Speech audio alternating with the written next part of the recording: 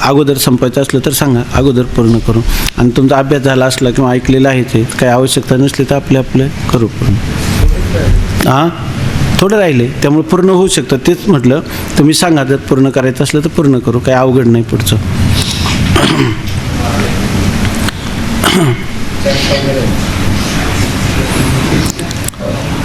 श्रवणाधिकाचं फल काय आहे तर ब्रह्मप्राप्ती हे श्रवणाधिकाचं फल नाही, ब्रह्मनिवृत्ती हे त्याचं फल आहे असं आपण पाहिलं आहे की नाही. ब्रह्मप्राप्ती हे वेदांताचं श्रवणाचं फल नाही, कारण ब्रह्म हे आपलं स्वतःचं स्वरूप आहे, ते नित्य प्राप्तच आहे. तर आपल्याला काय होतं, कर्तव्याचा अभाव होऊन जातो. म्हणजे मला कोणत्याही प्रकारचं कर्तव्य राहिलं नाही असं वाटणं, हेच काय आहे, ब्रह्मज्ञानाचं स्वरूप आहे, ब्रह्मप्राप्तीचं स्वरूप आहे. इति कर्तव्यतेचा अभाव होणं. आणि काल आपण थोडं वाचलं ते पुन्हा वाचतो. एक अखंडित अदृश्य रूपरहित निष्पाप अजन्म अशा ब्रह्मस्वरूपाच्या ठिकाणी मूल अज्ञान, स्थूल सूक्ष्म, समष्टी व्यष्टी, ईश, सूत्रात्मा, विराट, प्राज्ञ, तैजस, विश्व, भोग, बंधन, मोक्ष वगैरे काही एक नाही. वास्तविक आपलं जे मूळ स्वरूप आहे त्याच्या ठिकाणी आता आपण पाहिलं, समष्टी आहे का, व्यष्टी आहे का, मूळ स्वरूपाच्या ठिकाणी का आपल्याला भ्रम झालेला आहे, भ्रम झालेला आहे. आणि श्रीगुरूंच्या द्वारा तत्वमसी महावाक्याचं श्रवण केल्यानंतर काय होतं, हा भ्रम फक्त निवृत्त होतो. आपला मूळचा आत्मा ब्रह्मरूप आहेच आहे असं ठेव. त्याच्या ठिकाणी परमात्म्याला देशकाल वस्तू परिच्छेद आहे का, नाही. मग तो परिच्छेद घालवावा लागतो का, क्रियेने किंवा भावनेने त्याची निवृत्ती करावी लागते. अधिष्ठानाचं ज्ञान झालं का तो निवृत्तच होतो, हा का तो भ्रम ठरतो. असं आहे की हा एकदा भ्रम कळला की तो भ्रम जातच असतो. भ्रम मनुष्याला भ्रम कळावा लागतो. भ्रम जोपर्यंत कळला नाही तोपर्यंत मनुष्याला अनर्थ भोगावा लागतो, आणि भ्रम कळला की तो भ्रम निघून जातो. म्हणजे भ्रमाची जाणीव जोपर्यंत भ्रमरूपाने नाही तोपर्यंत भ्रम अंतःकरणात राहत असतो. हा भ्रम आहे असं कळलं की त्या ठिकाणी तो भ्रम निघून जातो. त्या मनुष्याला त्याच्यापुढं तो त्रास देण्याला समर्थ नाही. आपण अनेक वेळा चिंतन केलं, गावमामा कुठपर्यंत राहत असतो, जोपर्यंत हा गाव मामा आहे आपण ओळखलं नाही तोपर्यंत हा आपलाच मामा आहे असं वाटत असतं. आणि ज्यावेळेला हा गाव मामा हे त्याला कळतं त्यावेळेला तो गाव मामा स्वतःहूनच निघून जात असतो. आता सांगतात बघा, म्हणजे आपल्याला नेहमी वाटलं पाहिजे कुठंच आपली वृत्ती स्थिर झाली नाही तर हा सगळा भ्रम आहे की नाही.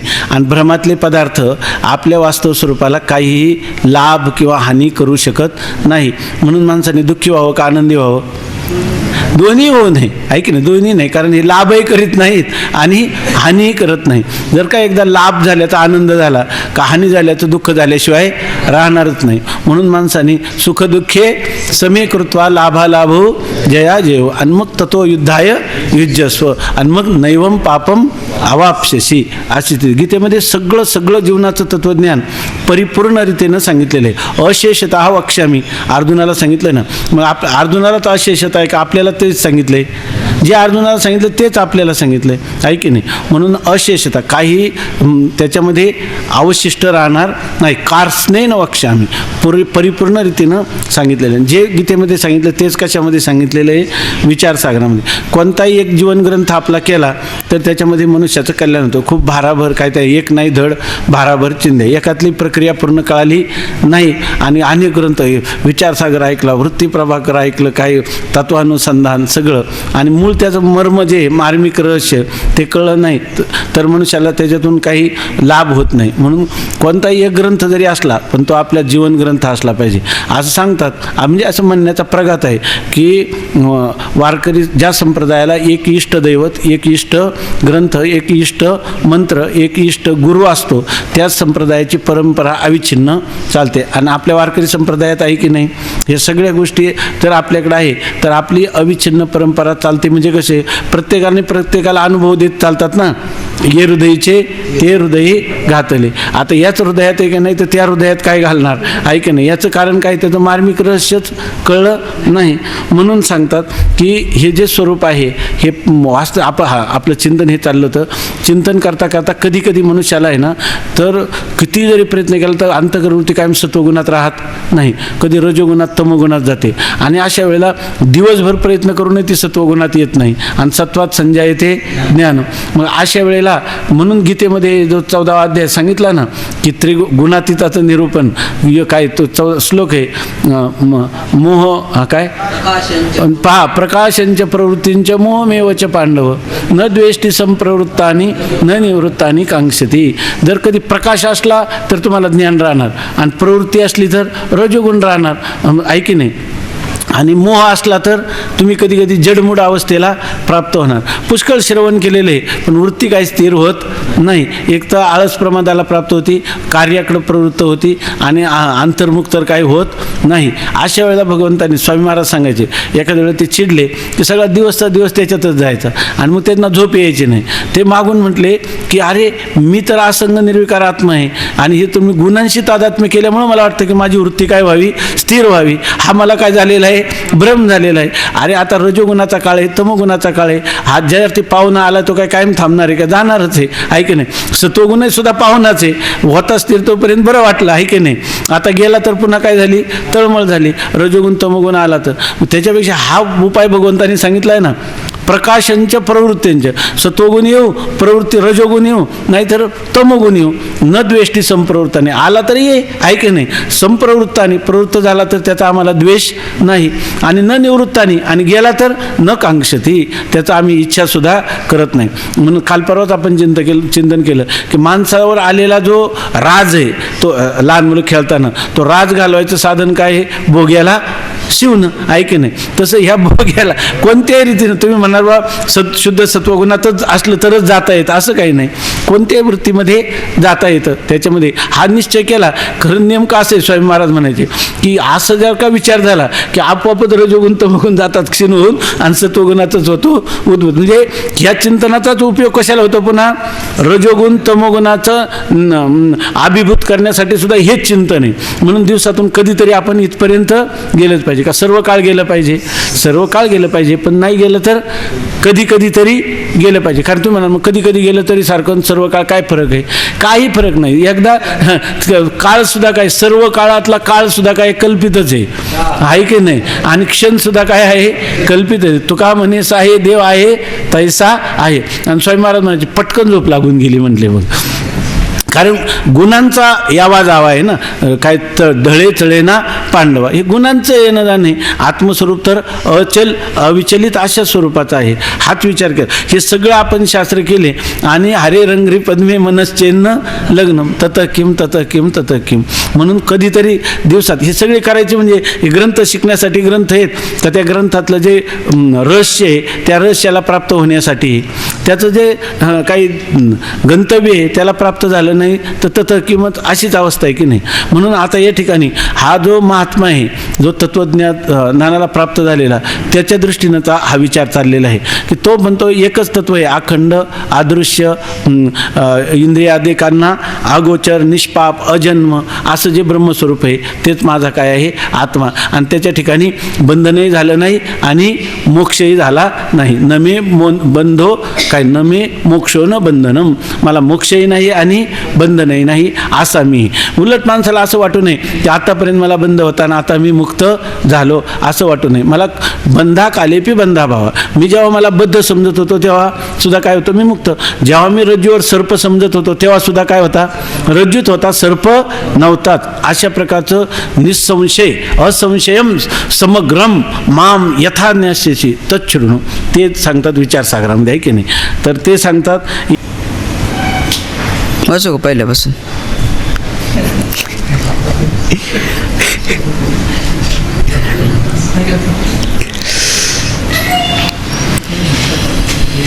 एक अखंडित अदृश्य रूपरहित निष्पाप अजन्म अशा ब्रह्मस्वरूपाच्या ठिकाणी मूलाज्ञान स्थूल सूक्ष्म समष्टी व्यष्टी ईश, सूत्रात्मा, विराट, प्राज्ञ, तेजस, विश्व, भोग, बंधन, मोक्ष वगैरे काही एक नाही. मग काय आहे तरी काय? सर्वम नास्ति किंतु अहम अस्मि, मीच मी आहे. आता आपण पाहिलं ना, मत्तः परतरम नान्यत किंचित अस्ति धनंजय. हे धनंजय, माझ्याहून अन्य काहीच नाही. काहीच नाही म्हणजे काय? मी पण नाही का? माझ्यापेक्षा म्हणजे मी आहे. आणि म्हणून जे काय ते न निरोधो न च उत्पत्ती न बद्धो न च साधका न मुमुक्षुर न वै मुक्तः. कोणी बद्ध नाही, कोणी मुक्त नाही, कोणी काही सगळंच नाही. काहीच नाही म्हणजे काय? सर्वांचा निषेध केल्यानंतर सर्व निषेधावधीभूत यत्किंचित अवशिष्यते तदेव अहम. तदेव अहम. ते कोण आहे? मीच मी आहे. असं जे सर्व निषेधावधीभूत अवशिष्ट राहत आहे तेच काय आहे? एक आहे. परंतु त्यांची प्रचिती होते ती मात्र ब्रह्मस्वरूपातच होते. आणि जे काही प्रचितीला येत आहे ते सगळं काय? अध्यस्त आहे, कल्पित आहे, मिथ्या आहे, टवाळ आहे, वाव आहे. आणि म्हणून ज्या अधिष्ठानाच्या ठिकाणी ते प्रचितीला येत आहे ते काय? अधिष्ठान स्वरूपच आहे. मिथ्या पदार्थाची निवृत्ती ही अधिष्ठानानंतर काय असते? अधिष्ठान स्वरूप असते. आणि म्हणून ते ज्या ठिकाणी भासतात, दिसतात, ते त्याच ठिकाणी त्यांचा काय असतो? त्रैकालिक अत्यंत अभाव असतो. आणि म्हणून त्यांना मिथ्या म्हटलेलं आहे. आणि मिथ्या पदार्थाची निवृत्ती अधिष्ठान स्वरूप असल्यामुळे ती सर्व ब्रह्मस्वरूपातच होते. त्यांची जी निवृत्ती आहे ती कुठे होते? प्रचिती ब्रह्मस्वरूपातच होते. कारण जडाला अधिष्ठान होत नाही. जडासाठी अधिष्ठान हे काय असावं लागतं? चेतन असावं लागतं. आणि अशा चेतन स्वरूपातच त्या आध्यासिक मिथ्या कल्पित पदार्थांची प्रचिती होते. पुढे सांगतात, स्वप्नामध्ये भोगता, भोग्य किंवा भोग ही काही एक नसतात, परंतु बुद्धीत ती सर्व विचित्र उत्पन्न होतात. वास्तविक पाहता स्वप्नामध्ये एखादा कोणी भोगता नसतो, भोग्य नसतं किंवा भोग ही त्रिपुटी काहीच नसते. द्रष्टा, दृश्य, दर्पण, दर्शन ही त्रिपुटी स्वप्नामध्ये काहीच नाही. फक्त त्या स्वप्नाचा जो द्रष्टा आहे तोच काय असतो त्या ठिकाणी? संपूर्ण स्वप्नी परिव्राजे आपण्या कुटुंब होईजे मग तयाचे धावीजे मोहे सैरा. स्वप्नामध्ये संन्याशाला स्वप्न पडतं काय? माझं लग्न झालेलं आहे, मला बायका, मुलं, नातू, पंतू. कोणाला स्वप्न पडलेलं आहे? संन्याशाला. कोण असतं का सांगा? संन्यासी म्हणजे काय? ज्याने सगळ्याचा सम्यक प्रकाराने त्याग केलेला आहे. सम्यक न्यस्तः इति संन्यस्तः. आणि असा जो आहे त्याला म्हणतात संन्यासी. आणि त्या संन्याशाला स्वप्न पडलं, पत्नी, मुलं, नातू. मग हे झालं कोण? तोच स्वप्नाचा द्रष्टा. हाच त्या स्वप्नस्थ पदार्थाचा काय असतो? उपादान कारण असतो. आणि म्हणून त्या स्वप्नामध्ये त्या स्वप्नद्रष्टाला सोडून दुसरे काय आहे का? नाही. तद्वत हे जे विश्व आहे, हे विश्व हे जसं ते जीवाचं अल्प स्वप्न आहे आणि हे परमात्म्याचं काय आहे? दीर्घ स्वप्न आहे.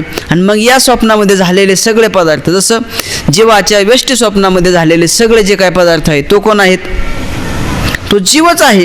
त्या स्वप्नाचा काय उपादान करणं असलेला तो जीवच आहे. तद्वत ज्या आत्मस्वरूपाच्या ठिकाणी हे दीर्घ स्वप्न जगतरूपी भासत आहे त्याही स्वप्नामध्ये संपूर्ण चराचरामध्ये कोण आहे? मीच मी आहे. माझ्याशिवाय दुसरं काहीही नाही. गीतेमध्ये जे चाललेलं आहे तेच गीतेचा आणि या विचारसाराचा कसं समन्वय पद्धतीने चिंतन चाललेलं आहे. तुम्ही पहा, गीतेमध्ये सगळं सांगितलं. जलामध्ये मी आहे, आपसू अहम रसहा अस्मी. जलामध्ये रसस्वरूप मी आहे, पण रसभूत माझ्या स्वरूपाच्या ठिकाणी हे जल कल्पित आहे हे पुढे सांगणार आहे. म्हणजे हे सगळं हे कशासाठी सांगितलेलं आहे? ज्या पुरुषाला ते तत्व अहम अस्मी म्हणजे आत्मत्वाने ज्याला हे अनुभूतीला येत नाही, ज्याला त्याचा साक्षात्कार होत नाही, त्यालाच हे ध्येय स्वरूपाने सांगण्यासाठी अध्यारोपाची भाषा केलेली आहे. वास्तविक पाहता आत्मस्वरूपाच्या ठिकाणी न झाला प्रपंच, काहीच प्रपंच एक झाला होता. हे तव समूळ मिथ्या वार्ता. झाला म्हणतात पण कसा? मिथ्या. म्हणजे झाल्या म्हणण्याला काही आहे का? जसं स्वामी महाराज सांगायचे, संन्यासाच्या पत्नीने असं कपाळ भरून कुंकू लावलं, जसे आपले भाऊ लोक गंध लावतात ना, माझ्याकडे पाहू नका. म्हणजे कपाळ भरून गंध लावलं, त्या गंधामध्ये त्या कुंकामध्ये काही आहे का? जोर आहे का? नाही. तद्वत मिथ्या म्हणायचं आणि झालं म्हणायचं म्हणजे काय? झालंच नाही इत्यर्थ. तद्वत मग हे झालं कशासाठी सांगितलं? ज्याला ते तत्व ज्ञेय करता येत नाही त्याला त्याच तत्वाचं ध्येय स्वरूपाने लय चिंतनासाठी ते उपयोगी व्हावं आणि म्हणून ते चिंतन आता तेच पुढे येणार आहे. आता तुम्ही बुद्ध्या सांगितल्या, जलामध्ये रस आहे मी, अग्नीमध्ये तेज मी आहे, हे सगळं सांगितलं, पण कशासाठी सांगितलं याचं विवेचन आता पुढे लय चिंतनासाठी हे सांगितलेलं आहे. त्याचा बात करायचा. प्रत्येक भूता सांगितलं माझ्या स्वरूपाच्या ठिकाणी सगळे भूत आहेत. मग तुम्ही 5 भूतं सांगितली, पृथ्वी, जल, तेज, वायू, आकाश मी सांगितली, पण वास्तविक पाहता विचार केला तर माझ्या ठिकाणी एकही भूत नाही सत्य स्वरूपाने. हे सगळे कसे आहेत? कल्पित आहे. मग सांगितले कशासाठी? मग कारण जे असतं त्या कारणामध्ये सगळे कार्य काय असतं? अनुसूत असतं. मग प्रत्येक कार्याचा कारणामध्ये काय करायचं? लय करायचा, बाद करायचा. आता इथे बाद चिंतन नाही सांगायचं, लय चिंतन सांगायचं आहे. मग आकाशाचं कार्य आहे, बोला की कार्य आहो, तो गुण सांगू नका. आकाशाचं कार्य आहे वायू, वायूचं कार्य आहे अग्नी, अग्नीचं कार्य आहे जल, जलाचं कार्य आहे पृथ्वी. मग हे जसं कारण कोण सांगितलं? आकाश. आणि आकाशाचं कारण आहे माया, मायेचं कारण आहे तो परमात्मा. हे सांगितलं कुठून? तिथून सांगितलं. हे सांगितलं कशासाठी? आम्हाला हा भाव सांगायचाच नाही, पण ज्याला ते तत्व ज्ञेय करता येत नाही त्यासाठी ते ध्येय करता यावं म्हणून ज्या क्रमाने सृष्टीची उत्पत्ती सांगितली त्याच्या उलट क्रमाने ते जे कार्य आहे त्या कार्याचा कारणामध्ये लय करायचा, पुन्हा त्याचा त्याच्या कारणामध्ये, त्याचा त्याच्यामध्ये, त्याचा त्याच्यामध्ये, आणि शेवटी कोण शिल्लक राहीन बरं? मग सगळ्याचा बाद केल्यानंतर राहीन कोण शिल्लक? कोणतं राहीन नाही. एक जो राहीन तो मीच आहे असा निश्चय केला की काय, मग बाकीचं काहीच नाही, मीच मी आहे. आपण म्हणतो ना, आता हे सगळं आपल्या जो नित्याचा व्यवहार आहे दैनंदिन व्यवहारामध्ये, हे जरी आपण चिंतन केलं, पूर्वीच्या ऋषीमुनींनी जो व्यवहार घालून दिला होता, बाकीचे तुम्ही हे चिंतन करा किंवा करू नका, व्यावहारिक जरी चिंतन केलं तरी स्वामी महाराज सांगायचे तो आज त्या ज्या ठिकाणी आहे त्याच ठिकाणी तो मुक्त आहे. आपण पहा ना, थोडक्यात तुम्हाला उदाहरण सांगतो. आपले पंजोबा घ्या. पंजोबा एकटेच होते. त्या एकट्या पंजोबाचा विस्तार किती झाला? त्याला 2-3 मुलं झाले असतील. म्हणजे आपले आजोबा, आपले 2-3 आजोबा, त्या प्रत्येक आजोबाला आपल्या 4-5 मुलं असतील, आहे का नाही? म्हणजे प्रत्येकाचे 5-5 असा किती विस्तार फुटत गेला. आणि त्या सगळ्याचा लय शेवटी आपण करीत आणला. आता आपल्याला 5 एकर जमीन असेल आपल्या पंजोबाला, तर ते फुटत फुटत फुटत कुठं गेली बरं? 1-1 गुंठच आले आता आपल्यापर्यंत. हा लोकत्रय हा तो जयाचा विस्तार हा ते नामवर ना करून चिन्ह नाही.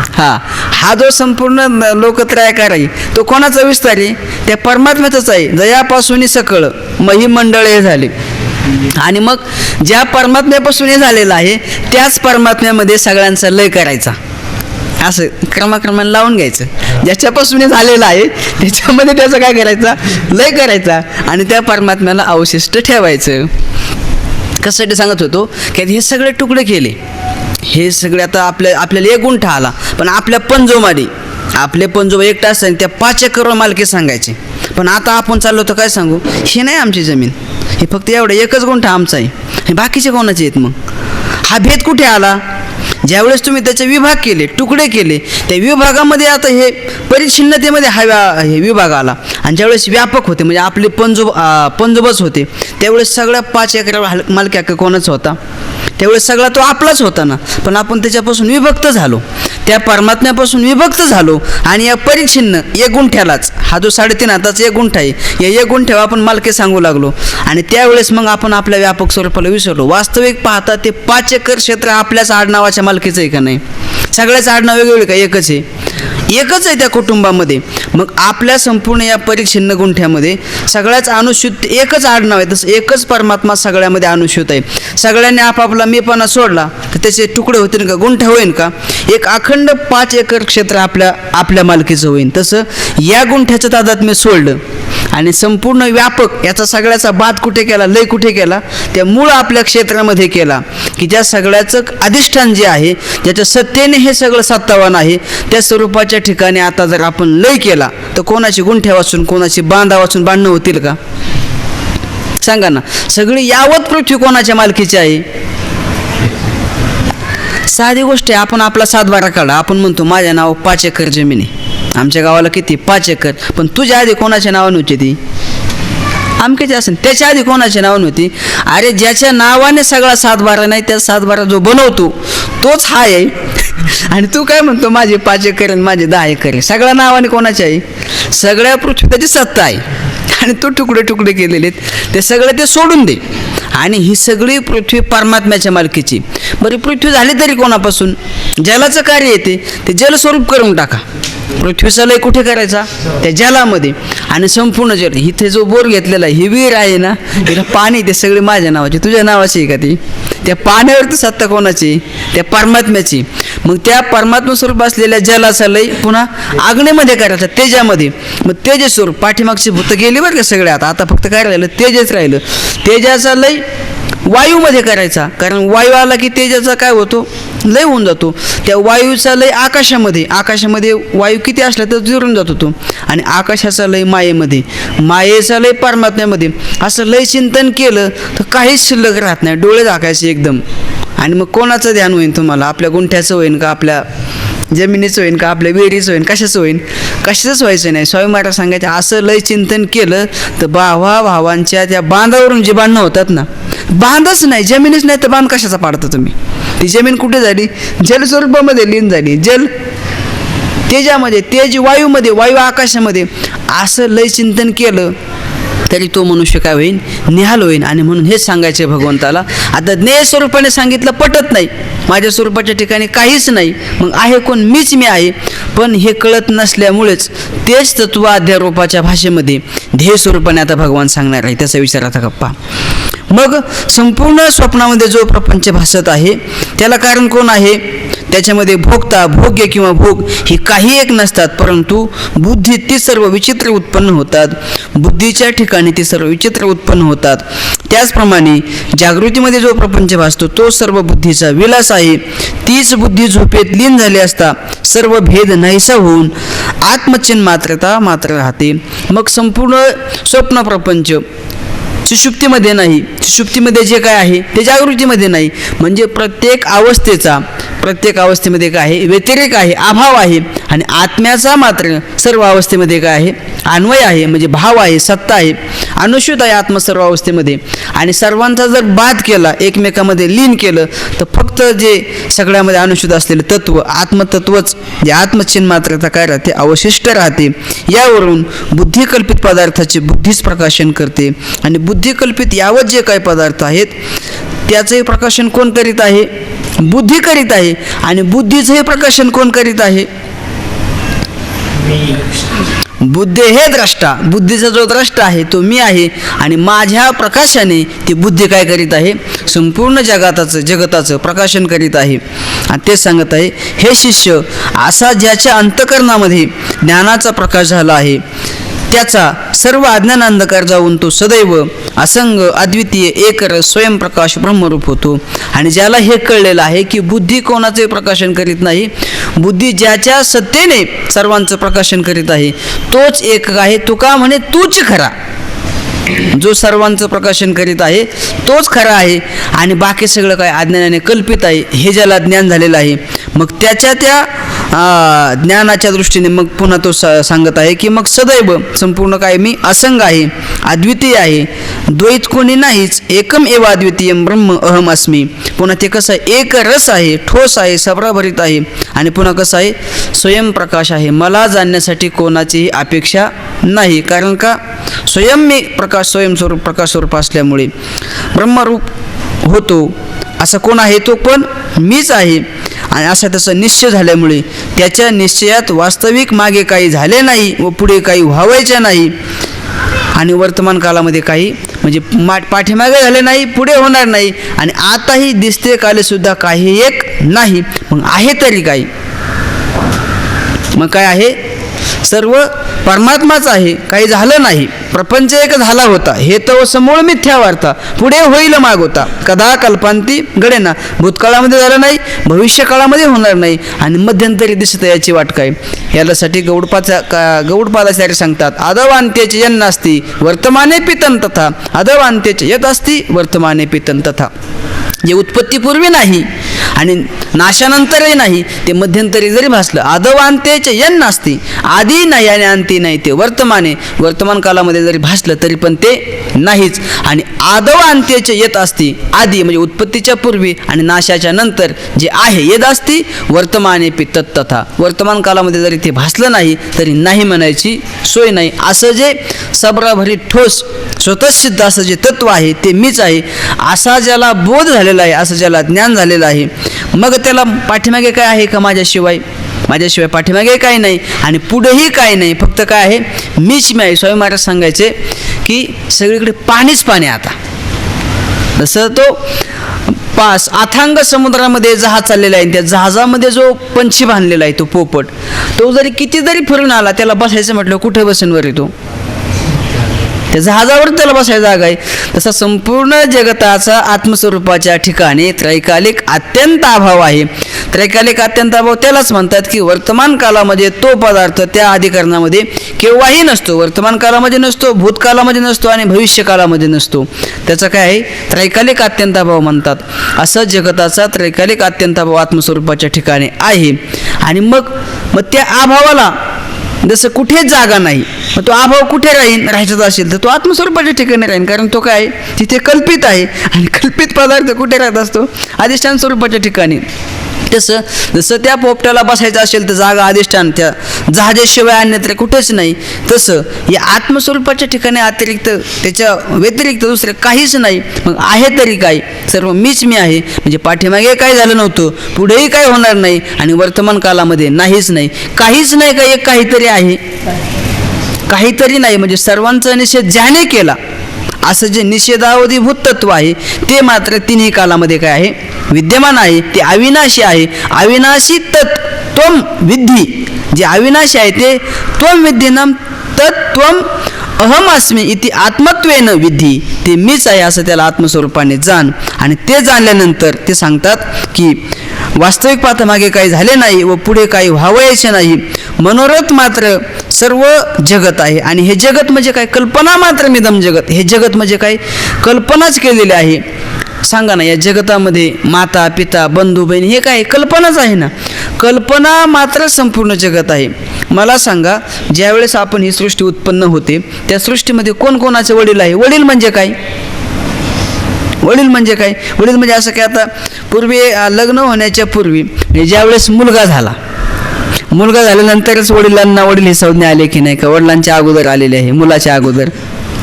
वडिलांना पिता ही संज्ञा केव्हा आलेली आहे, ज्यावेळेस मुलगा झाला त्याच वेळेस आलेले आहे. मुलगा व्हायला आणि यांना पिता संज्ञा यायला एकच वेळ आहे की नाही. आता मुलगा होण्याच्या पूर्वी ते होते की नाही, पिता होते की नाही, होते, पण पिता नव्हते, आहे का नाही.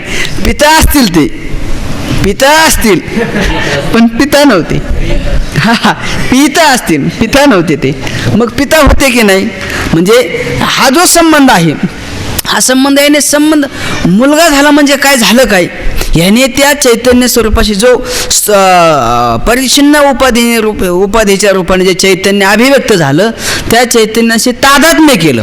मुलगा झाला म्हणजे काय, असा काय वेगळा बदल होत नाही. जे चैतन्य व्यापक होतं, सामान्य होतं, तेच विशेष भावाला आलं आणि विशेष भावाला आलेल्या चैतन्याशी याने तादात्म्य घेतलं. काय की हा माझा पुत्र आहे. पहा ना, त्या लग्नामध्ये पती पत्नी संबंध होतो, म्हणजे होतं नक्की काय होतं, मला अजून ते गणित कळलेलं नाही की नक्की होतं काय, त्याच्यामध्ये बदल काय होतो. की नवरदेव लग्न झालं थोडं 1 इंच वाढतो, नवरी 1 इंच कमी, असा काय बदल होत नाही. फक्त जो संबंध आहे, मनाने कल्पना केली की ही माझी पत्नी आहे आणि मी हिचा पती आहे, ही कल्पना केल्यामुळेच पती पत्नी हा भाव कल्पनेमध्ये आहे का वास्तविक आहे. पिता पुत्र हा भाव सुद्धा कल्पनेतच आहे.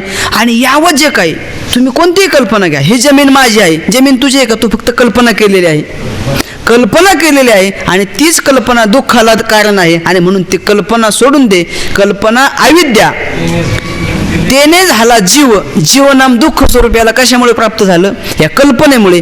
कल्पनातीत हो म्हणजे काय हो, दुःखातीत हो, सुख स्वरूप हो. आणि असं कल्पनातीत एकदा का झाला, हे कल्पना म्हणजेच हे जगत आहे, म्हणजे दुःख आहे. कल्पना सोडली, कल्पना निमाली समूळ ज्याची.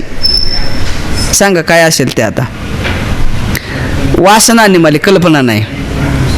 ब्रह्मरस गोडी तयाशी फावली, वासना निमाली समूळ ज्याची, त्याला ती गोडी प्राप्त होते, त्याची कल्पना सुद्धा निमून जाते.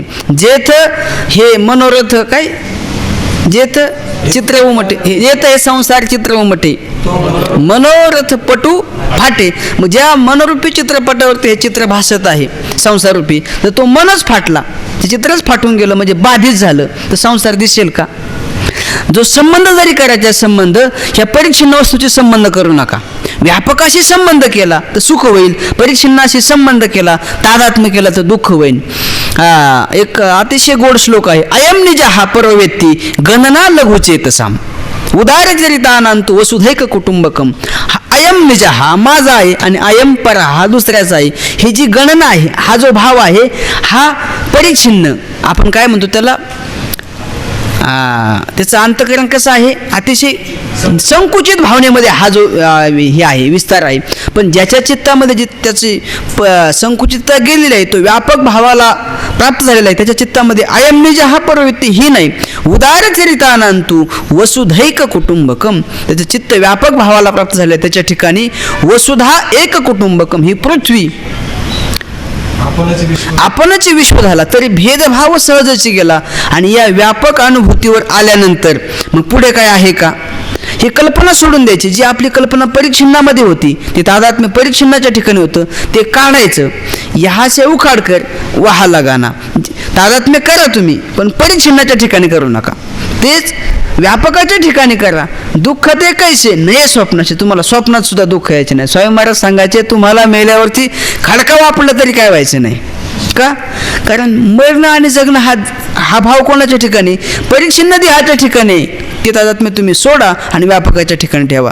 व्यापकाच्या ठिकाणी कठे आय नाही आणि कठे गय नाही, कुठे ते येतही नाही आणि कुठे जात नाही. त्याच्या ठिकाणी मृत्यू आहे का जन्म आहे, त्याच्या ठिकाणी एकही षडभावापैकी एकही विकार नाही. आणि म्हणून असा ज्याला निश्चय झालेला आहे, हा जो निश्चय आहे, ह्या कल्पना मनोमात्र मनोरथ जे आहे, त्याच्यामुळे परिच्छिन्नता प्राप्त झाली आहे, त्याच्यामुळे दुःख झालेलं आहे. आणि ते मनोरथ एकदा का निवृत्त झालं की मग काय होतो, कल्पनातीत झाली येऊ. कल्पनातीत झाल्यानंतर तो आत्मस्वरूपाशी काय होतो, व्यापक स्वरूपाशी एकरूप होतो. आणि त्या ठिकाणी सुख आहे का दुःख नाही, सुख आहे का दुःख नाही, दोन्ही म्हणजे दुःख पण आहे काय का, सुख दुःखे स्वस्वरूपे विकल्पे नसता. सुखाच्या सापेक्ष दुःख आणि दुःखाच्या सापेक्ष सुख आहे. सुख नाही, तिथे सुख रूपता आहे, सुख नाही दुःख नाही. सुख दुःखाच्या ही सापेक्ष भाव आहे, तिथे केवळ टळटळीत केवळ मात्र सुख रूपता आहे. आणि अशा स्वरूप स्थितीच्या ठिकाणी मग सांगतात की ह्या कल्पनेमुळे सुख दुःख प्राप्त झालेलं आहे. ही कल्पना सोडून दिली की मग काय होतो, सुख स्वरूप जीव होतो. आणि म्हणून मनोरथ विलास मात्र सर्व जगत आहे. म्हणून कोणत्याही पदार्थाच्या प्राप्तीची किंवा निवृत्तीची इच्छा होत नाही. अशा तत्ववेत्या पुरुषाला कोणाची प्राप्ती नमे किंचित कर्तव्य मिद्यते किंवा नानवाप्तम अवाप्तव्यम वर्त एवच कर्मणे, मला कोणतं अवाप्तव्यही नाही आणि मला काही प्राप्तव्यही नाही किंवा मला असं काही प्राप्त झालेलं नाही किंवा काही प्राप्त करायचं आहे असं काहीच नाही. का ओम पूर्णमदः पूर्णमिदम. त्या आत्मस्वरूपाच्या ठिकाणी न्यूनता आणि अधिकता हा जो भेद आहे हा परिच्छिन्नामध्ये आहे, व्यापकामध्ये कमी अधिकपणा नसतो. मला सांगा, समुद्र अथांग आहे, समुद्रामध्ये किती जरी मुसळधार पाऊस पडला तर समुद्राची 1 इंच उंची वाढते का? नाही. बरं, भीषण दुष्काळ पडला तर 1 इंच कमी होतो का? का अथांगतेमध्ये व्यापकतेमध्ये न्यूनाधिक भाव नसतो, हा भाव परिच्छिन्नामध्ये असतो. आपल्या गावातल्या नद्या आटतील, तलाव आटतील दुष्काळ पडला तर, आणि जास्त पाऊस पडला तर दुथडी वाहतील ते. पण समुद्रामध्ये काय आहे का, कितीही पाऊस पडू द्या, समुद्र 1 इंच किंचित सुद्धा असं हालत नाही किंवा दुष्काळ पडला तर कमी होत नाही. का? व्यापकतेमध्ये कमी अधिक हा भाव नसतो, हा भाव परिच्छिन्नामध्ये असतो. आणि तेच सांगतात, म्हणून कोणत्याही पदार्थाच्या प्राप्तीची किंवा निवृत्तीची इच्छा होत नाही. पण कोणाला?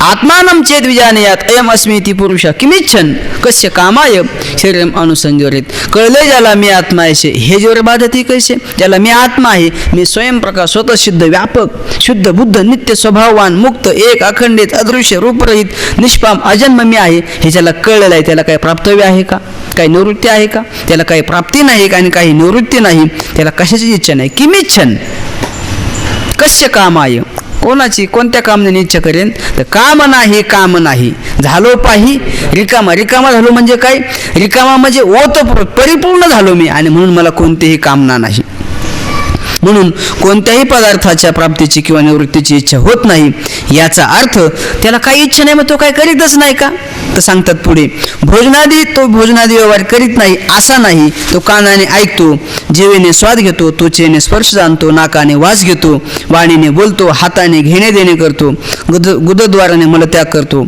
पायाने चालतो धावतो रतिसुखाचाही भोग घेतो काय वाटेल ते करतो इतके व्यवहार करूनही तो सदैव अकर्ता अभोक्ताच असतो काय तो करीतही नाही म्हटले आणि त्यांनी काय ठेवलंय का काय असं त्याने ठेवलंच नाही की त्याने केलं नाही म्हणजे एकदा का त्या आत्मस्वरूपाला जाणलं मग त्याने काही केलं नाही का जे काही करणं बोलणं चालणं हे सगळं कुठे आहे देहादिकांच्या ठिकाणी आहे हो आत्मस्वरूपाच्या ठिकाणी या सगळ्याचा अंतर्भाव होत असेल मग ते आध्यात्मिक असो किंवा कल्पित असो आत्मस्वरूपाला सोडून व्यतिरिक्त यांची काय आहे का सिद्धी ज्याने आत्मस्वरूपाला जाणलेलं आहे त्याने हे सगळं केलं तर जम आहे जसं मग सांगितलं एक मृतपिंड विज्ञानेन सर्व मृन्मय धीर्यथा तथैक ब्रह्मबोधेन जगत बुद्धीर विभाव्यताम एका मातीच्या पिंड्याला जाणला असता सगळे यावत मातीचे विकार जाणल्या जमा होतात तसं एका आत्मस्वरूपाला जाणला असता सगळं जे काही यावत ज्ञान आहेत किंवा यावत पदार्थ आहेत त्यांना सगळ्यात जाणल्या जमा होतं कारण का ते सगळे आत्मस्वरूपाच्या ठिकाणी कल्पित आहे आत्मस्वरूपाला सोडून त्यांना स्वतंत्र सत्ताच नाही आणि म्हणून हस्तीपदे सर्व पदम निमज्जम हस्तीच्या पायामध्ये सगळे पाय आलेले आहेत हे ते पंचाशत न्यायाने एका आत्मस्वरूपाला जाणलं की त्याला कोणतंही कर्तव्य शिल्लक राहत नाही कृत्यम जे करायचं आहे त्याने ते केलेलं आहे आणि असा तो कृत्यम येन सहा कृतकृत्य हा तो कृतकृत्य झालेला आहे त्याला कोणतंही किंचितापी कर्तव्य न विद्यते त्याला कोणतंही कर्तव्य प्राप्तव्य ज्ञातव्य काहीही राहिलेलं नाही आणि असा चिदानंद रूप शिवोहम तो काही करीतही नाही मग तो काही करीत नाही मग जीवन बिवन करतो की नाही भगवान सांगतात नैव किंचित करो मी इति अहम किंचितापि न करो मी काहीच करीत नाही आत्मदृष्टीने काहीच करीत नाही आणि देहदृष्टीने काहीच सोडित नाही देहाने जरी केलं तरी देह मी आहे का जो मी नाही त्याच्यात संबंध तादात्म्य घेण्याचा काही संबंधच नाही आत्मस्वरूप कसं आहे अकिंचित आहे अविकारी आहे निर्विकार आहे असंग आहे आत्मस्वरूपाने मी काहीच करीत नाही आणि जर तुम्ही देहदृष्टीने म्हणत असाल तर देहदृष्टीने खाणं उठणं बोलणं चालणं पाहणं बसणं नैव किंचित करो मी ते युक्तो मन्येत तत्ववित पश्यन स्पृशन जिग्रन नशनन गच्छन स्वपन श्वसन प्रलपन विसृजन गृहन नुन्मिशन निमिशन अपी पापण्यांची उघड झाप सुद्धा तो करतो की नाही का तत्वज्ञान झालं की त्याच्या पापण्या अशा उघड्याच राहतात मिटतच नाही का तो जेवतच नाही अहो उलट तत्वज्ञानी पुरुषाला 11:30 वाजले की असली भूक लागते तुम्हाला काय सांगावं आता हे अनुभवाचे जोगे नव्हे बोलायचे उलट बाकीच्या लोकांना भूक लागत नाही 1 वाजेपर्यंत त्यांना जेवण नसतं तर काय वाटत नाही पण आपल्याला थोडा काटा 11च्या पुढे गेला तरी हा करतो म्हणजे खालून आवाज त्याला हे येतं सिग्नल येतो की आता बास करा तुमचं भूक खूप लागलेली आहे म्हणजे एवढी भूक लागते मग आत्मस्वरूपाच्या ठिकाणी भूक आहे का नाही पण आत्मस्वरूपाच्या दृष्टीने तो काही करीत नाही पण देहाचे जे काही व्यवहार आहेत ते देह कल्पित आहे कल्पित जरी सांगितलं आता ते स्वामी महाराज गोष्ट सांगायचे एकदा काय झालं एक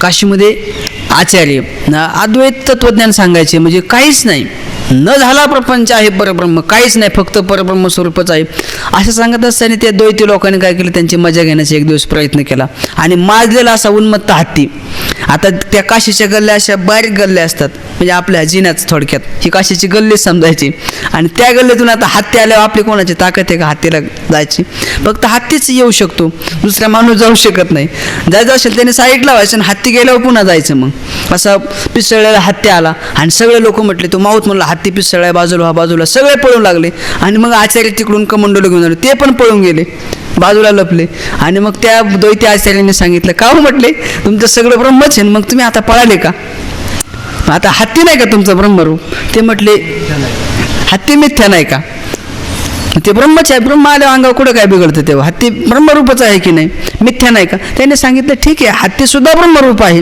मग ब्रह्मरूप हत्ती अंगावलं, तुम्ही पळाले का, लपून का बसले? त्याने सांगितलं हत्ती जरी मिथ्या असला पण माझं पळणं तरी काय सत्य आहे का? तेव्हा म्हटले माझं पळणं सुद्धा काय आहे, मिथ्याच आहे ना. तसं त्याने ह्या ज्या सगळ्या क्रिया केलेल्या आहेत, पाहणं, ऐकणं, उठणं, बसणं, हे सगळं आत्मस्वरूपाच्या ठिकाणी नाही. हे जरी केलं, व्यापाऱ्याच्याने गाडे मोडो का आपाडे, परी अक्रियत्वाचे न मोडे ना काय पाऊल के, त्याचं जे अक्रियत्व आहे ते यत्किंचित सुद्धा काय होत नाही, बिघडत नाही.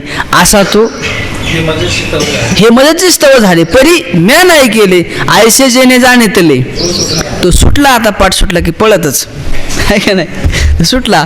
तुम्हाला हे सर्व कळलेलंच आहे. आणि म्हणून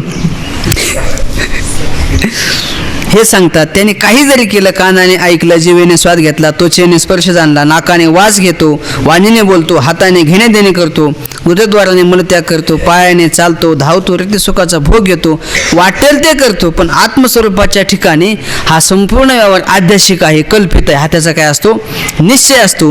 इतके व्यवहार करूनही तो सदैव अकर्ता अभोक्ताच असतो. ही अद्भुत गोष्ट आहे. परंतु हा सिद्धांत आहे असे तू समज, हाच सिद्धांत आहे.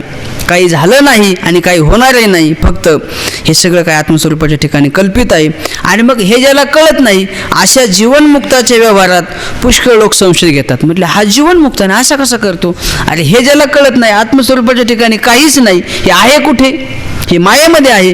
आणि मायेमध्ये आहे हे ज्याला कळत नाही, आणि असे अज्ञानी लोक याचा आरोप तत्ववेत्या पुरुषाच्या आत्मस्वरूपाच्या ठिकाणी करतात. म्हटले हा ज्ञानी, आणि याला हे सगळं कसं काय कळतं?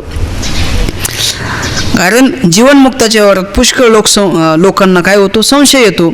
त्याचप्रमाणे तुला ज्ञात्याच्या व्यवहाराविषयी भ्रम होऊ नये म्हणून वारंवार बजावून सांगतो की ज्ञात्याच्या कोणत्याही व्यवहारावरून त्याच्या असंगत्वाविषयी मनात शंका येऊ देऊ नको. ज्ञात्याचा जो काही व्यवहार आहे तो सगळा व्यवहार अध्यासमूलक आहे, तो त्याच्या आत्मस्वरूपाच्या ठिकाणी नाही, तो कल्पित आहे. आणि त्याने यो व्यवहार हा सहसा अध्यासमूलक हा, यावत किंचित जो काही व्यवहार आहे तो सगळा अध्यासमूलक आहे. आत्मस्वरूपाच्या ठिकाणी त्याचं येतकिंचितही लेश नाही असं तू समज. आणि ज्ञात्या पुरुषाच्या व्यवहाराविषयी तुला भ्रम होऊ नये म्हणून हे सगळं सांगितलेलं आहे. वास्तविक ज्ञात्याचे हे ज्ञानाचे चिन्ह दुसऱ्याची परीक्षा करण्याकरता सांगितलेले नाही व तशी परीक्षा करताही येणार नाही. हे सगळं सांगितलं, ज्ञानी असा असतो तसा नसतो. हे सांगितलं कशासाठी? कांड्या लावायला सांगितलेलं आहे का? कांड्या लावण्यासाठी नाही. मुक्ताची जी लक्षणं आहेत ती साधकाचे मुक्ताच्या ठिकाणी जे काय असतात, लक्षणं असतात, ती साधकाची साधनं असतात. मुक्ताची जी लक्षणं आहेत ती साधकाची साधनं असतात. पण मुक्ताच्या ठिकाणी सगळीच लक्षणं असतात का? नाही. कोठे काही एक आहे तर एक नाही. एखाद्याला एक असेल तर एक नसेल, आहे का नाही? मग एक नाही म्हणून तो मुक्तच नाही का? नाही. सगळं जरी ते सांगितलेलं आहे. वशिष्ठ कर्म करताच कृष्ण भोगी शुकस्त्यागी राज्ञव जनक राघव. वशिष्ठ कर्म करताचे सर्व येते किंवा पंचयते ज्ञानीना समा. कोणी प्रारब्धानुसार कर्म करेल, कोणी काय करेल, पण प्रत्येकाच्या बोधामध्ये काही भेद आहे का? सर्वांचा बोध काय आहे? एकच एक आहे. आणि त्या बोधानुसार सगळे काही आत्मस्वरूप आहे. त्या आत्मस्वरूपाच्या ठिकाणी काही भेद नाही. लौकिक दृष्टीने जरी व्यवहारामध्ये भेद असेल, त्या व्यवहाराचा आत्मस्वरूपाच्या ठिकाणी संबंध आहे का? नाही. आणि म्हणून त्या व्यवहारावरून तो हा ज्ञानी आहे, हा अज्ञानी आहे असा तू काय करू नको, व्यवहार करू नको. हा ज्ञानी किंवा अज्ञानी त्याचं ते चिन्ह नाही. स्वामी महाराज सांगायची ती जतची राणी, ज्ञानी का अज्ञानी हे तिखट मीठ याच्यावरून ते ठरवायची. हे ती काय करायची, तुकोबरांचा तिने गाथा वाचला आणि काय खातो आम्ही कसं आहे सांगते. तिला हे कळलं की तुकोबरांनी एका अभंगामध्ये लिहिलेलं आहे की मी काय खातो, मला खारट तिखट आंबट काही कळत नाही. मग हेच अवच्छेद घेतलं आणि ती परीक्षा पाहू लागली की ज्याला हे खारट आंबट तिखट कळत नाही तो ज्ञानी आणि ज्याला कळतं तो अज्ञानी. तिने बऱ्याच साधू लोकांची परीक्षा घेतली. तिने त्या माहिती गोष्ट मी सांगून वेळ घेत नाही. पुढे एकच सांगतो की ज्यावेळेस स्वामी महाराजांनी तिने परीक्षा पाहिली की तिने स्वामीजींना अशी तिखट आमटे खायला घातली आणि स्वामी महाराजांनी पहिलाच कोणतरी स्वामीच होते ना, पण ते असू द्या जे असतील ते कोणते जरी घेतले तरी त्यांना सुद्धा हाच भाव आहे. भाव वक्तुरीच्या तात्पर्य लक्षात घ्या. वेळ नाही म्हणून मी वेगाने सांगतोय की मग त्यांनी सांगितलं की डोळ्यातून पाहिलं ती राणी म्हटलं तुम्हाला खरं आंबट कळलं तर तुम्ही ज्ञानी कशाचे, तुम्ही अज्ञानी. मग स्वामीजीने सांगितलं मी अज्ञानी जाऊ दे, पण तू ज्ञानी का अज्ञानी? ती म्हटली मी अज्ञानी. मग तुला खरं आंबट तिखट कळतं का? मग म्हटले मला सगळं कळतंच म्हटले. मग तू जर अज्ञानी, तुला खरं आंबट तिखट कळतं, मी तर ज्ञानी म्हटले, तुझा बाप आहे म्हटले, मला काय हरकत आहे? म्हणजे तिखट आंबट खरं जाऊन ज्ञानी आणि अज्ञानाची परीक्षा नसते. अज्ञानी म्हटलं कमी जेवतो, ज्ञानी थोडा जास्त जेवतो. जेवण्यावरून हा व्यवहार नाही, हा व्यवहार हा बोधावरून असतो. याचा बोध काय आहे, हा कोणत्या बोधामध्ये रममान झालेला आहे, त्या बोधावरून काय असतो, ज्ञान आणि अज्ञानाचं चिंतन केलं जातं. लौकिक व्यवहारावरून ज्ञान आणि अज्ञानाची परीक्षा होणं शक्य नाही.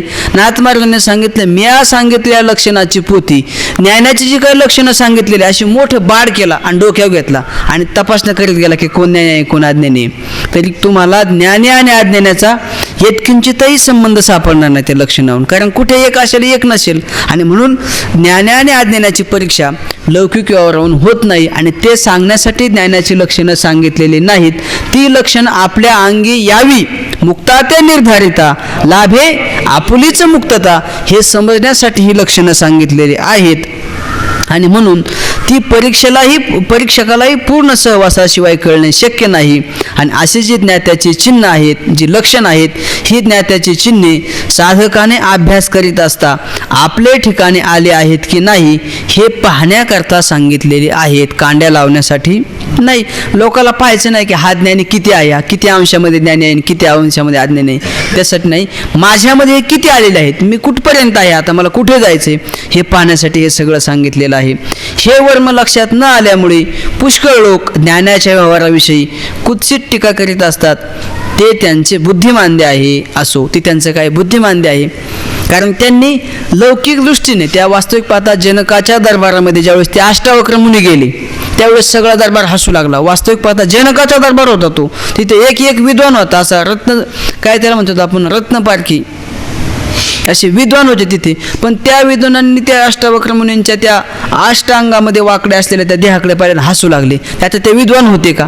विद्वान होते ते. त्या अष्टावक्र मुनींनी सांगितले, जनका हे कशाचं, विद्वानांचं नाही म्हटले, चर्मकारांचा बाजार कशाला भरवला म्हटले, इथे हे या देहाकडे पाहून कातड्याची परीक्षा करणारे ते विद्वान नाही म्हटले. विद्वान कशाला म्हणतात, एतत विद्वा बुद्धिमानशात, त्या आत्मस्वरूपाला ज्याने आत्मत्वाने जाणलेले आहे तोच विद्वान आहे, बाकीचे सगळे अज्ञानी आहेत. हे चर्मकार कशाला तू जमा केले म्हटले. म्हणजेच ते सांगतात, ज्याला हे ज्ञान नाही त्या लौकिक व्यवहारामध्ये पाहून हा ज्ञानी अज्ञानी व्यवहार करतात. पण ते त्यांच्या बुद्धीचं काय आहे, वैभव आहे का दिवाळ आहे, ते दिवाळ आहे त्यांच्या बुद्धीचं. हे लौकिक व्यवहारावरून ज्ञानी आणि अज्ञानाची परीक्षा करणार आहेत ते त्यांचे बुद्धिमांद्य असू द्या म्हटले, असे नका. ज्ञात्याचा काय निश्चय सांगावा, त्या ज्ञानीपुरुषाचा काय निश्चय असतो ते पुढे सांगतात. आपापल्या विषयांच्या ठिकाणी व्यवहार करणारी इंद्रिय मी नाही किंवा ती इंद्रिय माझी नाहीत. ज्ञात्याचा असा निश्चय असतो की हा जो व्यवहार आहे तो माझी मी करत नाही. कोण करीत आहेत? इंद्रिय करीत आहेत. इंद्रिय मी आहेत का इंद्रिय माझे नाहीत? इंद्रिय मी आहेत का इंद्रिय माझी नाहीत? इंद्रिय मी नाहीत आणि इंद्रिय माझी नाही, त्याच्यावरून मी काय आहे, वेगळं आहे. जर इंद्रिय मी असेल तर हात तोडलेला मनुष्य आपण पाठीमागं चिंतन केलेलं आहे. इंद्रिय नसेल तरी ते असतंच की नाही धड. म्हणजे इंद्रिय म्हणजे मी नाही, इंद्रिय माझी नाहीत. म्हणून त्यांच्या व्यवहाराचा माझ्याशी काही संबंध नाही. मग त्या इंद्रियाने केलेला जो काही व्यवहार असेल त्या व्यवहाराशी माझा संबंध आहे का? माझा संबंध नाही. संबंध कधी होतो? ज्यावेळेस आपण तादात्म्य पकडतो. तादात्म्य केलं की संबंध होतो. स्वामी महाराज सांगायचे, शेजाऱ्याच्या पत्नीला किंवा दुसऱ्याच्या पत्नीला कोण दागिने करतं का? का गाडीत नाही त्याचं काय नाही, तादात्म्यच नाही. आपल्या पत्नीला दागिने करतो का? त्याची तादात्म्य आहे. आणि म्हणून तसं या देहाशी तादात्म्यच नाही. कुत्ता जाण्यावर चमडा जाणे. आणि म्हणून या देहाशी तादात्म्य नसल्यामुळे देहाकडून होणाऱ्या व्यापाराशी याचा काय नसतो, संबंध नसतो. आणि म्हणून त्याने किती जरी गाडा व्यापार केला तरी याचा काहीही संबंध नसतो. ती इंद्रिय मी नाही किंवा ती इंद्रिय माझी नाहीत, म्हणून त्यांच्या व्यवहाराचा माझ्याशी संबंध नाही. इंद्रिय विषयाचा भोग घेऊत किंवा त्याग करोत, मी असंग कुटस्थ रूप आहे. इंद्रियाने भोग केला काय विषयाचा किंवा नाही केला तरी काय. उदासीन वदासीन गुणैर येऊन विचारले ते गुणागुणेषु वर्तनते इति मत्वा न सजते. गुणागुणेषु जे काही इंद्रिय आहेत ते विषयेषु वर्तनते, खुशाल वर्तन करू द्या. त्या गुणामध्ये माझा संबंध नाही. मी गुणही नाही आणि गुणही नाही, मी त्या गुणातीत आहे. त्याचा साक्षी आहे मी, त्याचा प्रकाशक आहे, पण साक्षी होऊ न ठके माझ्या स्वरूपाच्या ठिकाणी. साक्ष पदार्थ असतील तर साक्षी, पण साक्ष पदार्थ साक्षी हे काही माझ्या स्वरूपाच्या ठिकाणी नाही. मी असंग आहे, निर्विकार आहे, कुठस्थ स्वरूप आहे. हे शिष्य लोकदृष्टीने तो करता भोगता दिसला तरी दृढबोधाच्या निश्चयाने तो अकर्ता अभोगताच असतो, हे तू केव्हाही विसरू नकोस. आणि तूही असाच निश्चय करून कृतकृत्य हो. तूही असाच निश्चय कर. मी न त्वम देहो न इंद्रियाने न मनो न वाचो. मी इंद्रिय नाही, मी देह नाही, मी वाणी नाही, मी मन नाही, मी बुद्धी नाही, मी कोणीच नाही. मग कोण आहे? चिदानंद रूप शिवोहम शिवोहम. मी चिदानंद स्वरूप असलेला मी असंग निर्विकार एक नित्य बुद्ध शुद्ध मुक्त स्वभावाना असा मी आहे, की माझा या माया आणि माया कार्याशी काहीही संबंध नाही. असा मी सोळा शुद्ध टळटळीत असा एक रूप केवळ मी आहे. आणि असाच कोण आहे? शिष्या तूही आहे असा तू निश्चय कर आणि काय कर? कृतकृत्य हो. आता शिष्य पुन्हा म्हणत आहे, महाराज आपण एवढ्या कळकळीने सांगितले, जीव तोडून सांगितले, मोठ्याने सांगितले, पण आता काय करू? आता 11 वाजल्यात ना.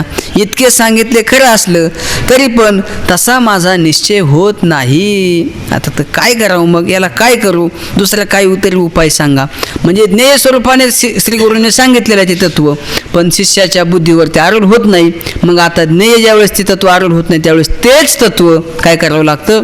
ध्येय स्वरूपाने त्याचं कथन करावं लागतं. आता श्री गुरु सांगतात, तुझा तसा निश्चय होत नाही यास माझा नाईलाज आहे. आहे का नाही? आता मी काय करू? शेवटी माझा नाईलाज आहे. बरं, तुला आता ब्रह्मज्ञानाकरता लय चिंतनाचा प्रकार सांगतो. माझा नाईलाज जरी असला तरी पण करायचंय. ध्येय कर नाही तर ध्येय कर. ते करायचंय कोणाला? तुलाच करायचंय ना. ते मला करायचं नाही. म्हणून तुला जरी ते ध्येय नसलं तरी ध्येय शेवटी कोणाला करायचंय? तुलाच करायचंय. आता ते ध्येय कसं करायचं याचा विचार आपण नको, आता उद्याच करू. आहे का नाही? पण ते करायचंय कोणाला? शेवटी मलाच करायची. एक गोष्ट सांगतो आणि सेवा संपवतो. गोष्ट कशासाठी सांगतात ते म्हणतात, भूक लागली. हे करायचं आपल्यालाच करायचं. शेवटी जरी ने झालं नाही, आता काय कर? चाव कर नाही तर चिव कर. तौल मेले आहे. आता काही जरी करायचं असलं तर ते कोणाला करायचे? आपल्याला. कारण बंधन शेजारी झाले का आपल्याला झाले? आपल्याला झालंय ना. आपलं बंधन आपणच दूर केलं पाहिजे. पंडित हरिप्रसाद चौरसिया हे मोठे विद्वान असे बासरीवादक होऊन गेले. अशा तोडीचा एक बासरीवादक होता. आता साहजिकच आहे, अशा तोडीचा ज्यावेळेस बासरीवादक असेल मग त्याला त्याची इच्छा काय असते? आत्मा वै पुत्र नामाशी, माझा आत्मा स्वरूप असलेला पुत्र सुद्धा माझ्याच तोडीचा काय व्हावा? असा बासरीवादक व्हावा. पण त्या पोराला वाटत नव्हतं की आपण बासरीवादक व्हावं, जसं आपल्या पोरांना वाटत नाही की आपण कीर्तनकार व्हावं. बापाला बस वाटतं की आपल्या पाठीमागे अध्यक्ष व्हावं, चिटणीस व्हावं, कमीत कमी संस्थेचा सेवक तरी व्हावं. मी त्या संस्थेचा विद्यमान संचालक असेल, अध्यक्ष असेल, त्या संस्थेचं कमीत कमी माझ्या पोराला तुम्ही शिपाई म्हणून तरी घ्या. पण त्या पोराला वाटतं की हे काहीच नको आपल्याला. पण त्यालाही तसं वाटायचं की आपल्या पोराने कमीत कमी बासरी वादक नाही झाला तरी त्या बासरीच्या त्या पिशव्या तरी न्याव्या मागं पुढं. पण त्याला काही ते जमत नव्हतं. ते बासरी वाजले की याच्या कानठळ्या बसायचे, तो असं बोटं घालायचं कानामध्ये आणि हा म्हणायचा सगळं जग माझी बासरी ऐकायला तयार होते आणि याला काय एवढं वावडे. शेवटी त्याने एक दिवस त्या पोराला असं पकडलं, पाठीमागचा दरवाजा लावला, पुढचा दरवाजा लावला, दोनला कुलप लावून हा आतमध्ये आला. त्या पोराकडं पाहिलं, आता हा झोपलेला आहे. तिथं गेला आणि त्याचं असं मुंडकं दाबलं खाली. बासरी आणली अशी लांबलचक, मुंडकं दाबलं आणि त्या एका हाताने मुंडकं दाबलं, एका हाताने नाक दाबलं आणि सांगितलं आता बोल, बासरी वाजवतो की नाही? त्याने सांगितलं बाबा काय झालं तरी बासरी वाजवणार नाही. त्याने सांगितलं तसं नाही वाजवायचा तू.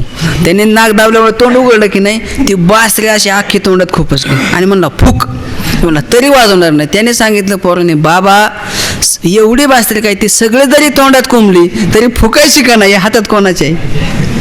हातात माझ्याच आहे. पण मी फुकीन किंवा नाही फुकीन हातात कोणाचे? आपल्याच आहे. तसं ध्येय नाही झालं नका कवाय ना, पण ध्येय करायचं हातात कोणाचे आहे? तुम्ही ठरवलं फुकायचीच नाही बासरी, मग ध्येय केलं काय? आणि तुम्ही आणखी काही सांगितलं तरी काय? बासरी वाजणार नाही, पण वाजवायची का नाही ठरवलं पाहिजे आपलं आपण. पण वाजवावे असं वाटतंय. जरी ध्येय स्वरूपाने नाही वाजवली तरी ध्येय स्वरूपाने वाजवण्याचा प्रयत्न करा. आणि ज्याने निश्चयच केलेला आहे, किती काय केलं तुम्ही, सगळे जरी बासरी काय सगळा विचार सागर जरी तुम्ही सांगितला तरी आम्ही बासरी फुकणार नाहीच. मग डुबते राहू, बाकी काय त्याला.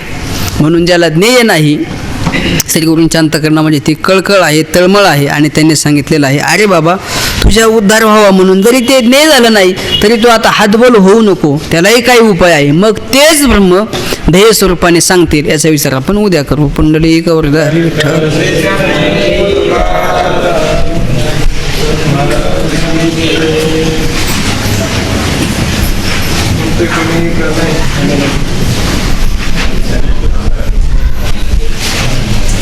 ज्ञानदेव तुकाराम.